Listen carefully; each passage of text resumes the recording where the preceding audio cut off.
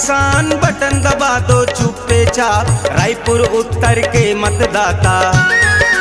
अजीत भैया है उम्मीदवार, रायपुर उत्तर के मतदाता।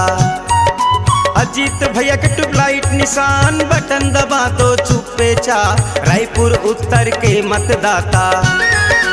अजीत भैया है उम्मीदवार, रायपुर उत्तर के मतदाता।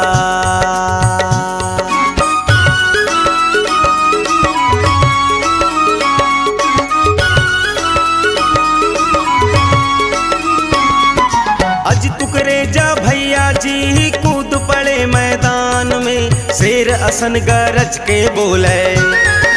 जनता जाग बनो इंसान, राजनैतिक नजरिया राखो, सामाजिक रख लो अंदाज, अजीत भैया करे आह्वान। ट्यूबलाइट है जेकर निशान, ट्यूबलाइट माजी बटन दबा दो। अजीत भैया के ट्यूबलाइट निशान बटन दबा दो चुप्पे चाप, रायपुर उत्तर के मतदाता। अजीत भैया है उम्मीदवार, रायपुर उत्तर के मतदाता।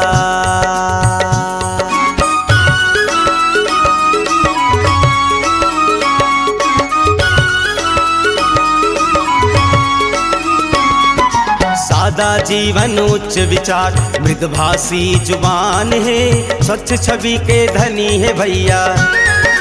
अज तुकरेजा भैया हमार, विधानसभा रायपुर उत्तर के विधायक पद उम्मीदवार, आशीर्वाद दे दो भैया ला। सबो झल्ला सेवा जोहार, ट्यूबलाइट माजी बटन दबा दो।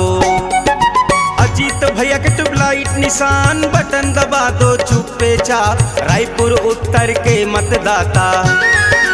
अजीत भैया है उम्मीदवार, रायपुर उत्तर के मतदाता। अजीत भैया के ट्यूबलाइट निशान बटन दबा दो चुप्पे चाप, रायपुर उत्तर के मतदाता। अजीत भैया है उम्मीदवार, रायपुर उत्तर के मतदाता। अजीत भैया है उम्मीदवार, रायपुर उत्तर के मतदाता। अजीत भैया है उम्मीदवार, रायपुर उत्तर के मतदाता। अजीत भैया है उम्मीदवार, रायपुर उत्तर के मतदाता। अजीत भैया है उम्मीदवार, रायपुर उत्तर के मतदाता। C-Log Digital Recording Studio, Cordoba. Contact number 9907119215.